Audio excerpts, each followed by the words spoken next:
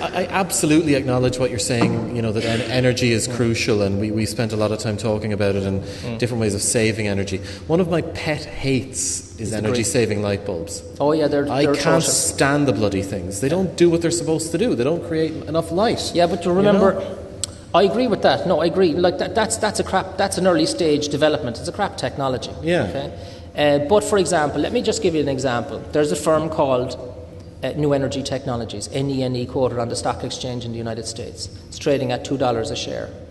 And this is a company coming out of a university in America, in Boston, and it has taken solar cells to generate electricity down to such a fine level you can't see them.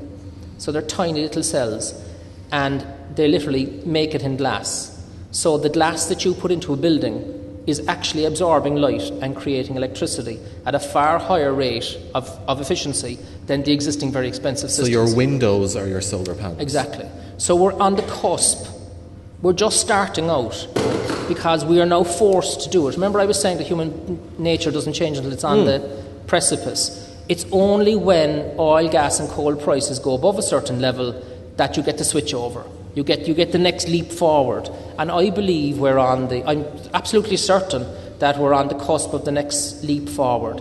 And that leap forward will start in the whole energy efficiency area, and there'll be huge expansion of industry around that. And the figures are there. The International Energy Agency reckon that the growth of alternative energy, and I'm no green, by the way, far from it. Jesus, mess they've made. The growth in the whole energy area is at 8% per annum for the next 30 years, whereas the growth in fossil fuels is 1 to 2%. So, in other words, the whole alternative to fossil fuels is going to grow at a rate of knots. So there's massive investment going in it globally, and that's the area I'd be positioning myself in, because that's where the expansion is going to be.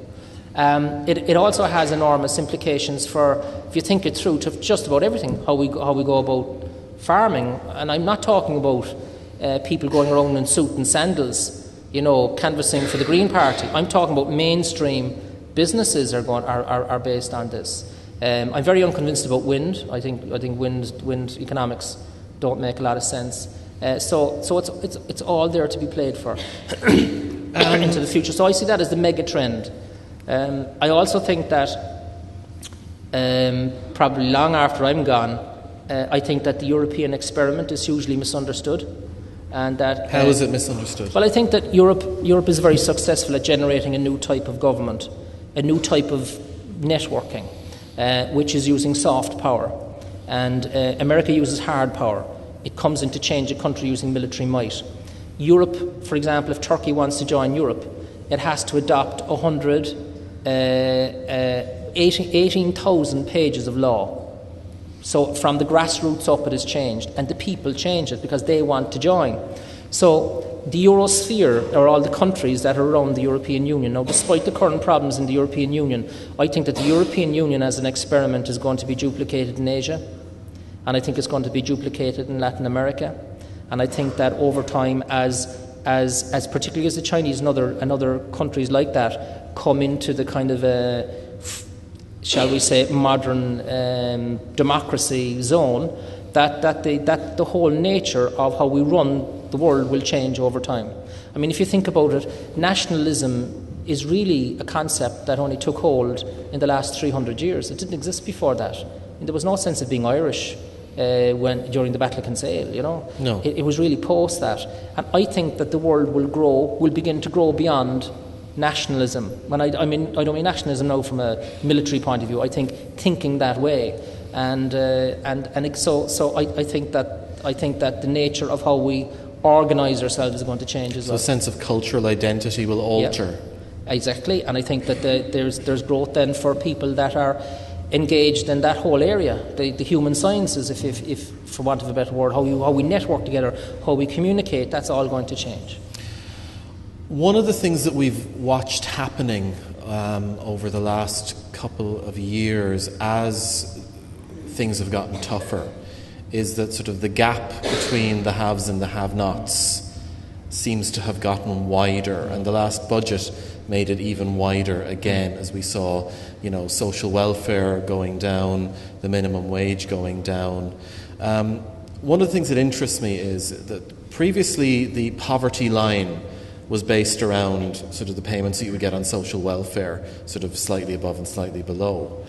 As social welfare payments went down, does that mean that the poverty line has also gone down? Do you now have to be poorer to be classified as poor? It was a very tricky question. The Irish model really is a bit of a shambles. If you look at the two extremes, if you look at, say, Sweden on the one hand, which has its own problems, but we'll talk about them in a second, and America on the other, which is like absolute basic minimum, way below the poverty line, social benefits, and the American dream, and like America is run by its corporations and it's ultra wealthy, and they dictate who goes into the White House. It's a very, very extreme example.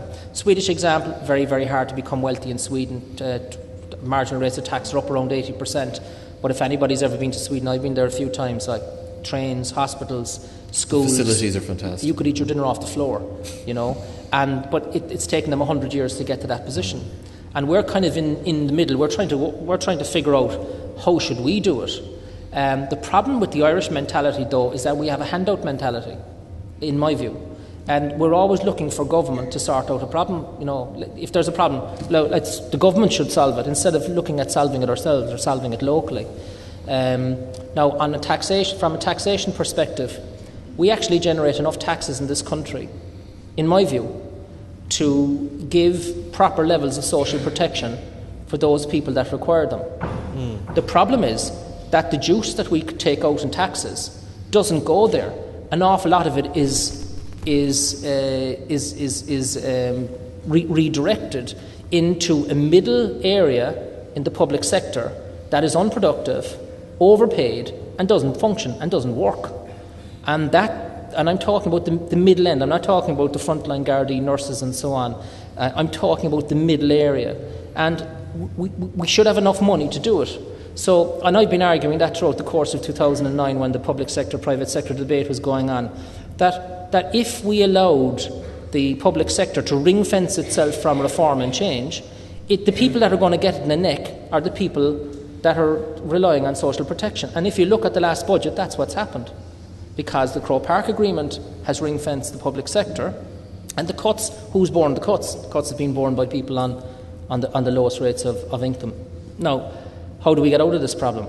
Well, the ideal way to get out of it, if we had the balls to do it, is to elect a government that's going to take on the hegemony of power, because power in Ireland, I'm convinced, doesn't exist in the Dáil. Never has, not for the last 20 years, not under Ahern. It exists in the partnership process. And the partnership process is there to keep that power together. And it needs to go into that with a chainsaw. I don't think you're going to do it by voluntary reform. I don't think it's possible. For example, the Irish medical organisations who signed up to the Croke Park Agreement say, we will deliver all of the things we're supposed to do, provided we are exempt from the Competition Act. In other words, that we can run a cartel and you can't have the Competition Authority giving us grief. That's their precondition. That's just one vested interest group in this whole complex agreement. So I think the next government has to take on that task.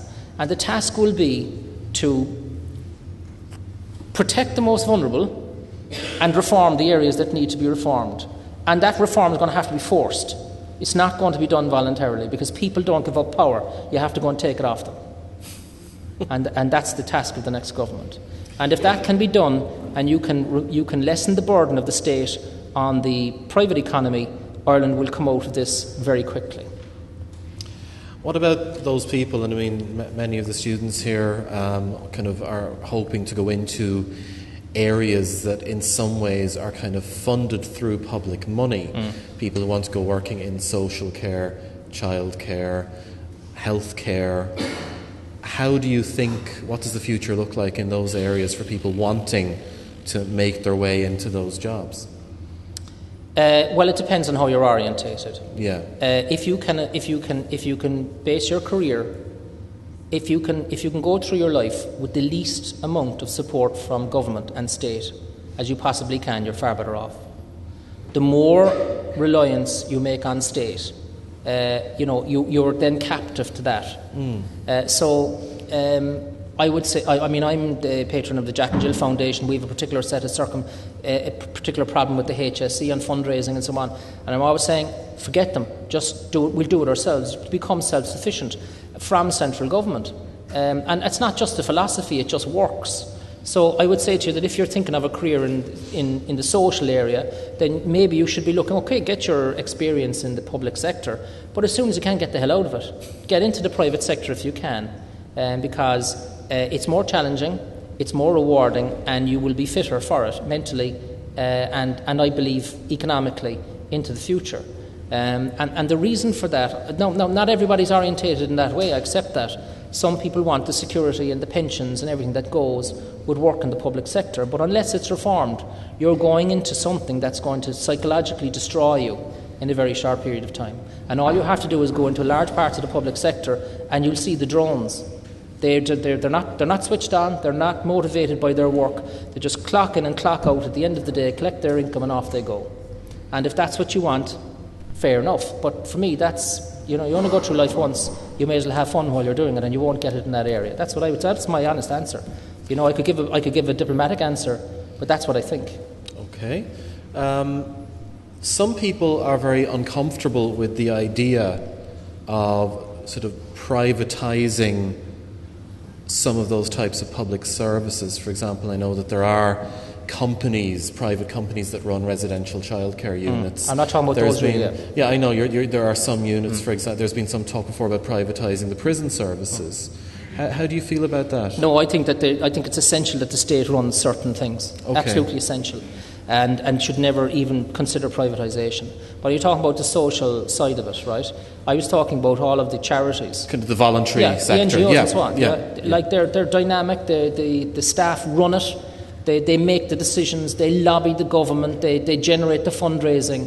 They really are switched on, they're alive when they come to work. We did a study, for example, in the Jack and Jill Foundation. Jack and Jill Foundation, we look after 303 families with 80 hours of respite care per month. They have children born to them that require, some of them will be dead within months, they require 24/7 care, and the parents have to learn how to feed the children intravenous injections and so on, and how to make sure they don't get exposed towards illness and so on, and yet they have to manage a family at the same time. And we had a study done by a professor of health inside in Trinity, and the model where we give the cash to the families then buy the service off whoever can provide it. And the analysis shows that it's 9 times more efficient than the children being just given into acute hospitals. Now, because of the recession and the restriction on generating funding, we need some more money. So we went to the HSE and said, right guys, it's proven, all the politicians agree with this. If we don't get $750,000 pretty quickly, we're going to have to place 100 of our 300 kids back into hospitals at a cost to you of €15 million. So €750,000 cheque to avoid a €15 million problem. And everybody agrees it's true. The HSE won't do it. The minister wants to do it. The government want to do it. The opposition parties want to do it. But the HSE won't do it. Did they give you a particular reason why? Because the HSE at that level isn't run for the benefit of its patients. It's run as a bureaucracy to self-perpetuate. The reason why they don't want to do it is because it will create precedent. It has nothing to do with the children. They're quite happy to let it happen to avoid having to admit and having to have something happening that is different from the way they control it. I'm convinced of that. I mean, I believe the Department of Education isn't run for the benefit of children, it's run for the benefit of the people that run the Department of Education. It's the way we've inherited it. An awful lot of the state sector, the civil service areas and the state sectors in Ireland aren't run for the benefit of the public civil servant. They're run for the benefit of its bureaucracy. And if you want to get a flavour of that, go into, whatever channel it is on Sky and just watch a few episodes of Yes Minister. That's how it's run,